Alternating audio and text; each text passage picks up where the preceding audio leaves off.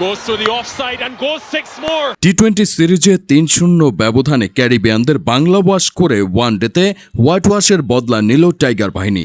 সিরিজের তৃতীয় টি-20তে নাটকীয়ভাবে রান আউটের খড়গ থেকে বেঁচে গিয়ে যেন রুদ্রমূর্তি ধারণ করেছিল জাকির আলী অনেক।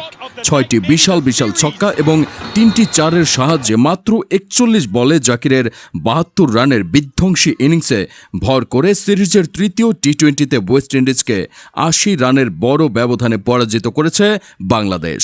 জাকির আলীর তাণ্ডবের পর বোলারদের নিয়ন্ত্রিত বোলিংয়ের সুবাদে বাংলাদেশের ছুড়ে দেওয়া ১৯০ রানের লক্ষ্যে খেলতে নেমে ১০৯ রানে গুটিয়ে যায় টি-20 ক্রিকেটের অন্যতম সফল দল ওয়েস্ট ইন্ডিজ।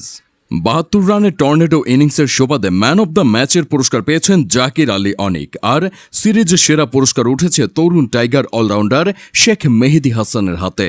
টি-20তে এর আগে ইংল্যান্ড আফগানিস্তানকে ধবলধোলাই করেছে বাংলাদেশ।